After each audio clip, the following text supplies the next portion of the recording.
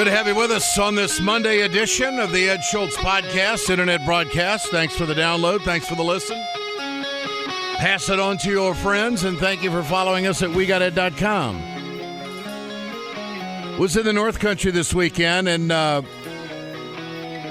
one of our producers, Brent Jabor, who has been with me over 5 years now, we got him up to the lodge this weekend, and he came home just beet red because the mosquitoes said to him, "Ooh, new meat."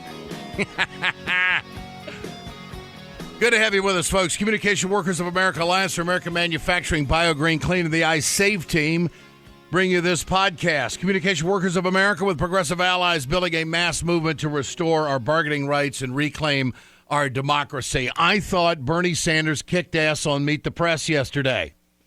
Of course, I didn't see it. I was up north catching walleyes, but I've seen it since on Ed Demand. Look, you cannot compare Donald Trump and Bernie Sanders. They're going to Trump because there's an element of fascination when it comes to entertainment. They're going to Bernie because it's about issues. And I have been to a number of rallies where Bernie Sanders is connecting with people who care about the issues that he has brought to the table for decades. And the fact is that Trump hasn't done any of that. There's no way you could parallel the two careers of Donald Trump and Bernie Sanders. I would admit that they are tapping into somewhat of an angst or an anger or a frustration out there in America. I think the people that are following Trump are pissed off at Washington in general, but it pretty much stops there. And the border issue is for radicals, but it doesn't play across the spectrum because if the Republicans could get away with immigration reform, they might do it if they were able to exclusively write it. And then as far as Bernie Sanders is concerned, when was the last time you heard Donald Trump talk about minimum wage? When was the last time you heard Donald Trump talk about universal health care or free tuition at state universities across America or income inequality? Trump talks about the rabid issues that the Republicans have been jumping on Obama about for years, and it stops there. And so this is where it's going to get interesting in the debates that are coming up. The first one's going to be on August 6th. How deep is Trump in policy? Because at the end of the day, if you want to be president, you got to have a plan other than just throwing barbs at one another. And so I think from an entertainment standpoint, that's where it is with Trump. An issue standpoint that this is what I believe in, this is who I am, I'm in this crowd with these Bernie supporters, that's the difference. We now have the former Arkansas governor, Mike Huckabee, comparing the Iranian nuclear deal to the Holocaust. In an interview, he says that this is like walking the Israelis to the door of the ovens. This is the president reacting in Africa. The particular comments of Mr. Huckabee are, I think, part of just a general pattern that we've seen that would be considered ridiculous if it weren't so sad. So Huckabee is trying to out-Trump Trump. Then we've got Senator Ted Cruz trying to out-Trump Trump.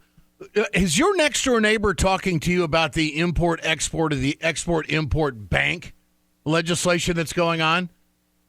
99.9% of Americans don't even know what the hell it is. So Ted Cruz is trying to put the monkey on Mitch McConnell's back, claiming that he made a deal or he did not make a deal and then reversed it all. Listen to this. This is Friday. The majority leader looked me in the eye and looked 54 Republicans in the eye. I cannot believe he would tell a flat-out lie.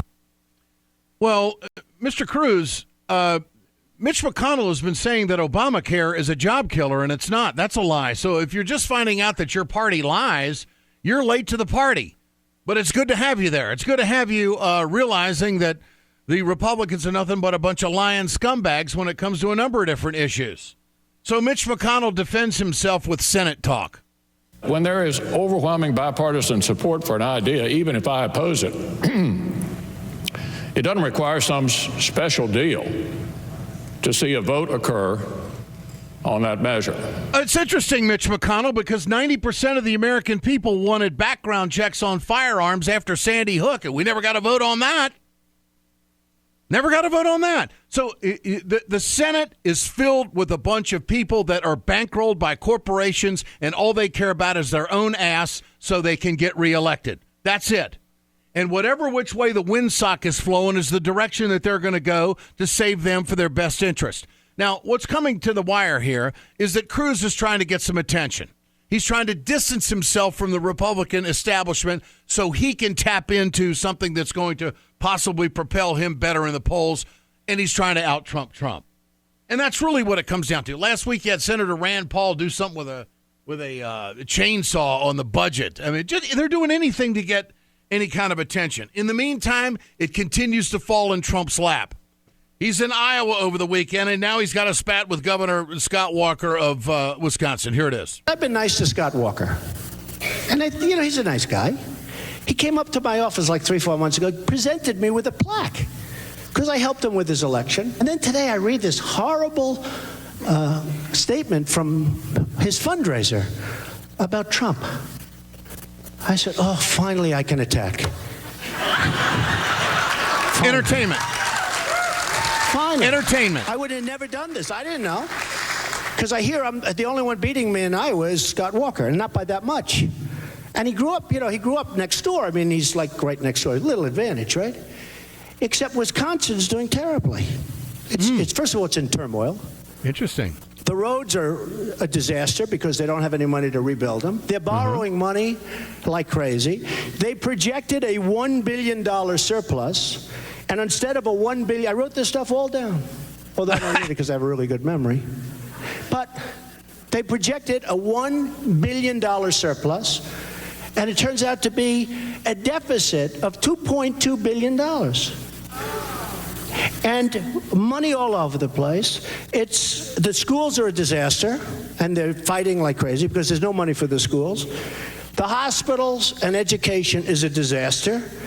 And he was totally in favor of Common Core. And he's the only guy that's ahead of me. And I can't believe I'm in second place. I'm in second place to Iowa, but he is next door. But folks, will you please put me in first place so I feel better? How can you not enjoy that? Trump has found a way to make politics fun. Now, what he said about Walker is factual. But, Donald, where were you on the recall? Because all of those stats were there when Wisconsinites were trying to get rid of this guy. Of course, he outfunded Tom Barrett 7-1 and ran against the recall. Trump talked about the Des Moines Register and the editorials that they have been writing about him. We had so many people standing outside. I just want to thank you. And actually, the Des Moines Register is standing outside, too. That's sort of funny. You get it, folks? Do you get it? So it was sort of funny. It's a super liberal rag. Not respected around here, but they come out with an editorial. Mr. Trump, I'm rated #1 now in every poll. Because you know what? People are tired of what's going on. Not because of me. They're tired. Let's go to Ruth Conniff. She is the Progressive Magazine editor and great friend. Ruth, good to have you with us. Great to be with you, Ed. I don't know how many people Donald Trump can straighten out, but I can't take issue with anything he said. He's pretty much right on the mark. This is... What's going to develop between Walker and Trump? Because they are up in the polls like that, and that was a pretty good smackdown of Walker. What do you make of it? Well, I think that it's exactly where Walker is vulnerable, because after a while, the bad economy in Wisconsin catches up with him no matter how he spins it. And a lot of those statistics that Trump's pulling out come from the Republicans in the state legislature here who are really outraged that Walker decided not to. He just kicked the can down the road on debt payments for Wisconsin. We were looking at this big deficit, which was kind of the rationale for his run the first time. The reason he had to get rid of collective bargaining in Wisconsin, he said, was to repair the budget because there was a budget deficit. Well, now there's another budget deficit almost exactly the same size, and he's borrowing money and postponing debt payments, and at the same time making cuts that are really cuts to things that people don't want to see cut. So the road issue was a big, heavy issue in the budget. The fact that local road repair has been frozen, so we've got some big projects like the giant sports arena in Milwaukee that's a favorite of walkers, or the highway interchange by the zoo in Milwaukee, but local municipalities have potholes and they're not allowed to fix them. The huge cuts to education are a big deal in Wisconsin because a lot of little rural schools are threatened with closure because we just can't. We're cut so down deep to the bone. The expansion of school vouchers so that money is siphoned out of the public schools, and going to fund private school parents' tuition who never even had their kids in public school. That's extremely unpopular. And then the UW, taking $250 million out of the University of Wisconsin is extremely unpopular in a state where people love the Badgers. So it's all bad for Wisconsin, and eventually word gets out. So Walker's political career nationally has been on the rise, even as in Wisconsin, his popularity numbers are plummeting, and people are actually beginning to experience some of the pain that goes along with these programs, and Trump summed it up pretty well. So I think Walker is just going to have to kind of hit back the way all the other candidates are by trying to compete for that racist vote, which apparently is a pretty significant portion of the Republican base, and ignore and try to, continue to spin the numbers that show that his economic stewardship has just been disastrous for the state. Walker does lead in the NBC News Marist poll at 19%. Trump's at 17%. Trump goes into a small town of just over 11,000 people in Iowa over the weekend and draws 1,300. I don't know what that means. Maybe it's out of curiosity. There's nothing else to do in a small town. How do you think Trump's going to play in Iowa? Iowa voters, of course, they all apparently want to be entertained, but they also want some substance, and that's one thing that Trump's not giving a whole lot of other than immigration and a wall.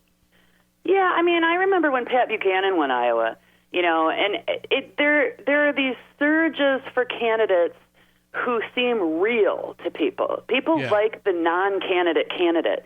But it's early. We're a year away from the Republican convention. There's 17 candidates. I think the Trump phenomenon is a lot of fun for the media, and he's a breath of fresh air from the perspective of the Republican base. But I don't think it means a whole heck of a lot, except for taking the temperature of this anti-immigrant sentiment in this country, which is depressingly high. Mm-hmm. But Walker's a threat. The fact that Walker and Trump are 1-2, I think, is more significant than the fact that Trump is riding this weird wave.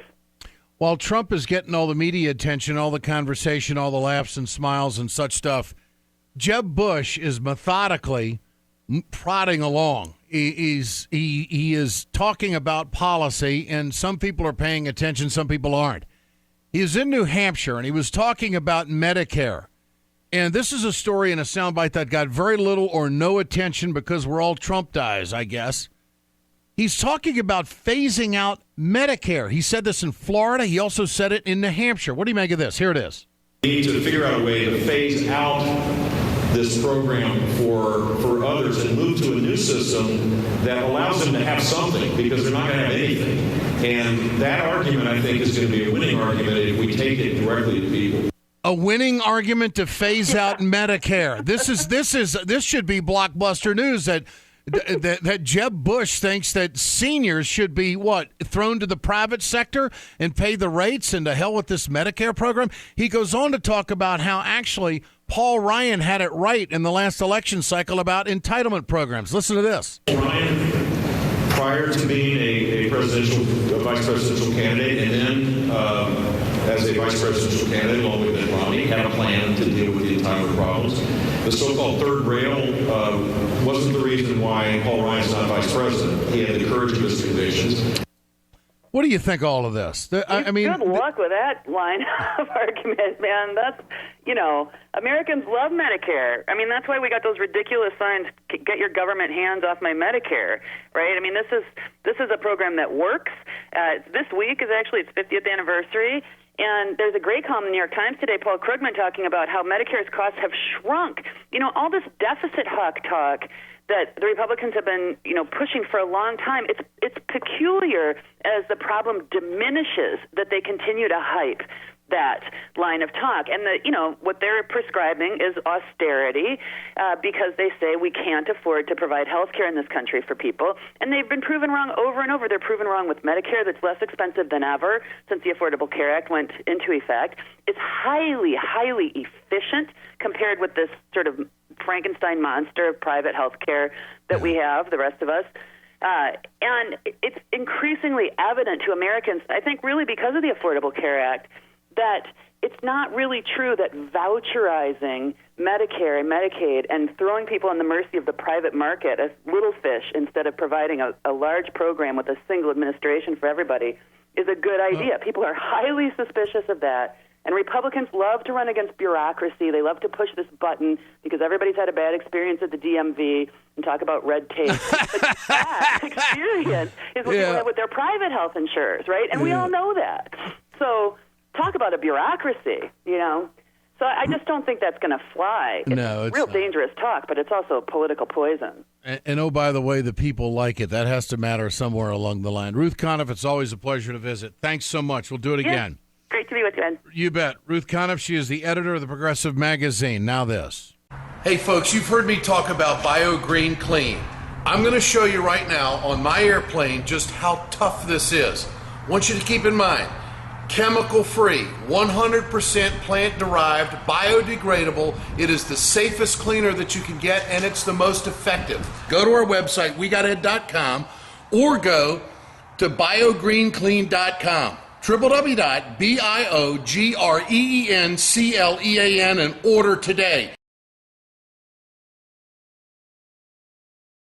We perpetuate a culture of crime all the way from Wall Street right down to the main street in our hometowns. It's worse than it has been since FDR took control of the problem and said we can't count on industry taking care of the American labor. They probably have already engaged into some type of criminal cover-up, and the law prohibits the government from even doing anything about it. Catch America's lawyer Mike Papantonio on YouTube at youtube.com/GoLeftTV. Subscribe to the Ed Schultz podcast today. Simply log on to iTunes, search for Ed Schultz, and click the subscribe button to have the show delivered to your preferred listening device daily, free of charge. Rate and review the podcast to tell us how we're doing. More details at wegoted.com. Well, I give Hillary Clinton some credit. She comes out swinging on her email server story. The story that mopped up last weekend's news cycle was that the Justice Department reversed its position in the characterization of a potential investigation into Hillary Clinton's email server because two inspectors generals wanted to make sure that they had it all right. This is her response. I want to say a word about what's in the news today. And it's because there have been a lot of inaccuracies, as Congressman Cummings made clear this morning. Maybe the heat is getting to everybody. We all have a responsibility to get this right. I have released 55,000 pages of emails. I have said repeatedly that I will answer questions before the House committee. We are all accountable to the American people to get the facts right, and I will do my part. Hillary Clinton, adamant about the fact that she's done nothing wrong. She doubled down on the campaign trail in Iowa.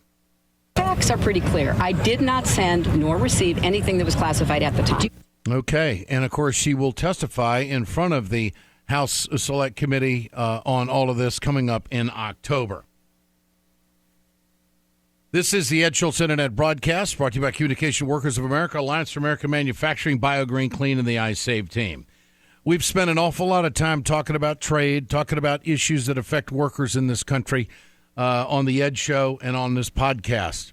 Pacific Rim officials meet in Hawaii this week for talks that could make or break an ambitious trade deal which aims to boost growth and set common standards across a dozen economies ranging from the United States to Brunei. Labor across the board has been against this. This has become a cancer on the campaign trail. Nobody wants to talk about it except Bernie Sanders, who is adamantly against it. What effect that's going to have on labor remains to be seen.